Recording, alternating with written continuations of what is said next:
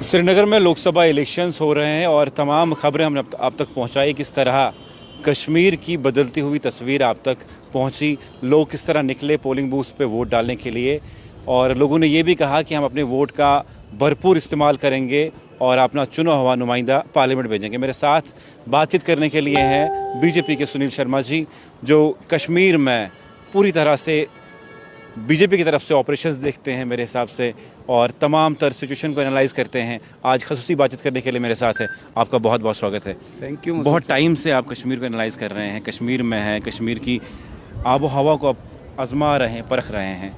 आप एक opposition political parties ने बड़ा तर्क इल्ज़ाम लगाया, इन्होंने कहा था कि 370 के बाद बदलाव आएगा और कश्मीर हमारा, जम्मू तो है ही है, लेकिन लोकसभा इलेक्शन के लिए अपने 3 कैंडिडेट नहीं खड़ा कर पाए यहाँ से। मसूद साहब, सबसे पहले आपका बहुत बहुत शुक्रिया जी।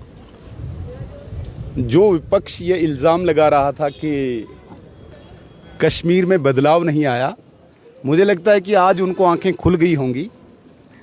पहली बार 3 दशक के बाद इतना टर्नआउट होना, ये इस बात को सिद्ध करता है कि भारत के प्रधानमंत्री के विजन को कश्मीर की जनता ने एक्सेप्ट किया, भारत के तिरंगे की शान को कश्मीरियों ने एक्सेप्ट किया, भारत के राष्ट्रीय गान की गूंज को कश्मीर की जनता ने एक्सेप्ट कर लिया। और सबसे बड़ी बात, 370 के एब्रोगेशन को कश्मीर के जनता ने मोहर लगाई कि एक बैरियर था यहाँ पे।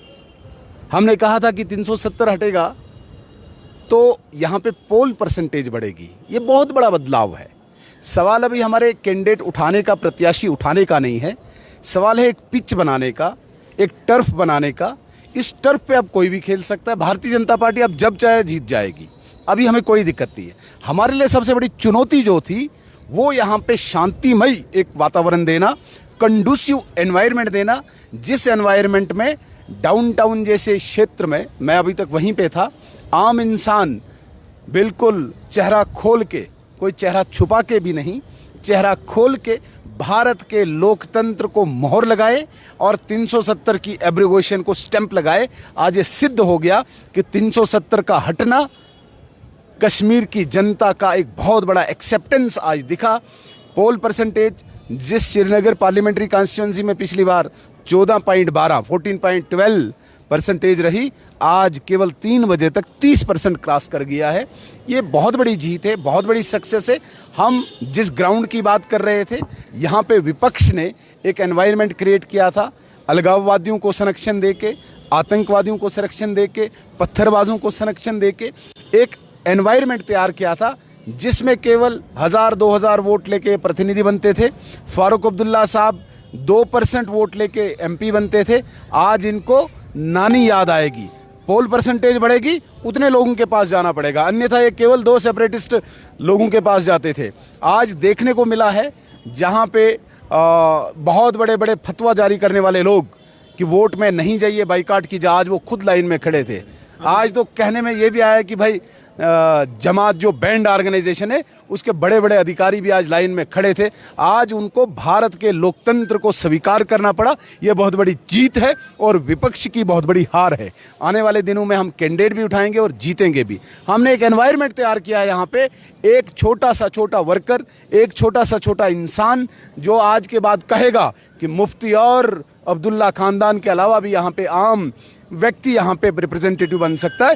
ये एनवायरनमेंट नरेंद्र मोदी जी ने दिया। ये बदलाव 370 के बाद आया। आपके बातों से कुछ मैंने और अफवाहें सुनी कि भाजपा जो है लोकसभा पे कम फोकस कर रही है। एक्चुअल प्लान जो है, मास्टर प्लान भाजपा का, वो असेंबली इलेक्शन के लिए है। आपकी बातों से मुझे यही लगा कि आप असेंबली इलेक्शन के लिए बहुत बड़ी तैयारी कर रहे हैं। क्या है वो मास्टर प्लान? मसूद साहब, अभी मास्टर प्लान इस लाल चौक में अभी डिस्कस करना बहुत जल्दी है, लेकिन मुझे आज बहुत बड़ी खुशी हुई है। आज उन लोगों की आत्माओं को भी शांति मिली होगी जिन्होंने अपने यहाँ पे इस लोकतंत्र के लिए, इस संविधान के लिए, इस राष्ट्र के लिए खून बहाया। आज उनकी आत्माओं को शांति मिली होगी और आज वो देश विरोधी जिन्होंने यहाँ पे खून खराबा किया, जिन्होंने यहाँ पे बंदूक लाई, आज जो कब्रों में दफन है, उनको जवाब है। आज यहाँ की कश्मीर की जनता ने आज जवाब दिया।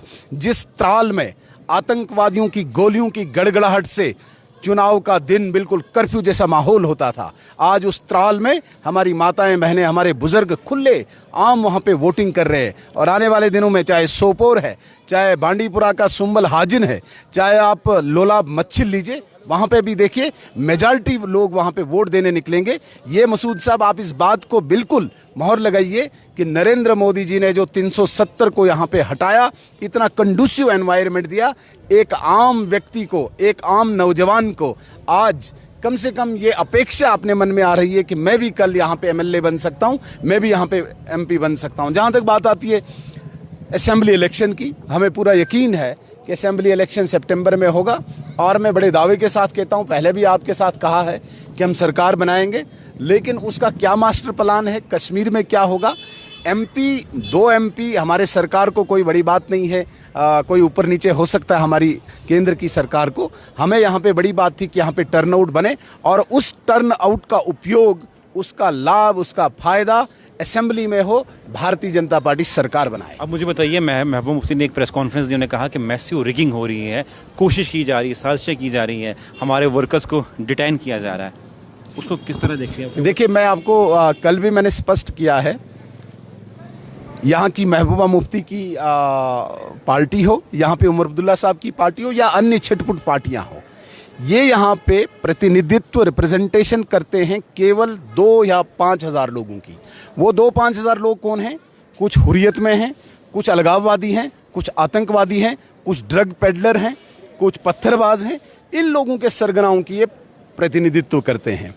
कल ये बात सिद्ध हो गई जब पुलिस ने ऐसे लोगों को अरेस्ट किया जो गांव-गांव, मोहल्ले-मोहल्ले में जा रहे थे कि पोल को बाइकाट करो, क्योंकि वो ये नैरेटिव स्थापित करना चाहते हैं कि भारत के लोकतंत्र पर आस्था कम है लोगों की।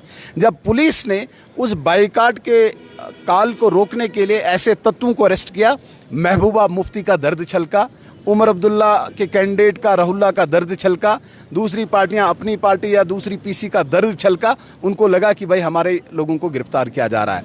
हमने 70 लाख जनसंख्या की यहाँ पे प्रोटेक्शन देनी है। हमने यहाँ पे मेजॉरिटी वोटर्स को, जितना वोटर यहाँ पे, उसके लिए एक कंडूसिव एनवायरनमेंट देना है।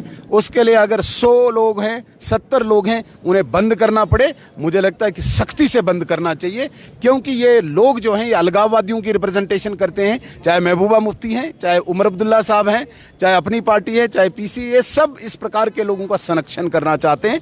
कल ये बात सिद्ध हो गई। हाँ, आम व्यक्ति आज खुश है, उसको अच्छा वातावरण है, कहीं ग्रेनेड नहीं फटा, कहीं गोली नहीं चली, कहीं कर्फ्यू नहीं चला, कहीं सिक्योरिटी फोर्सेस ने कोई बैरियर नहीं लगाया, कंसेंटीना वायर नहीं लगाई, खुल्लम खुला एनवायरनमेंट दिया। ये बहुत बड़ी जीत है भारत के लोकतंत्र की, विशेषकर त्राल के लिए, पुलवामा के लिए और आने वाले सोपोर या बांडीपुरा के लिए। एक आखिरी सवाल पूछें, क्योंकि गर्मी बहुत है और लाल चौक में पोलिंग का डे है और इतनी भीड़ भाड़ है, आप यहाँ पे खड़े हैं, मैं भी यहाँ पे खड़ा हूँ, किस तरह का?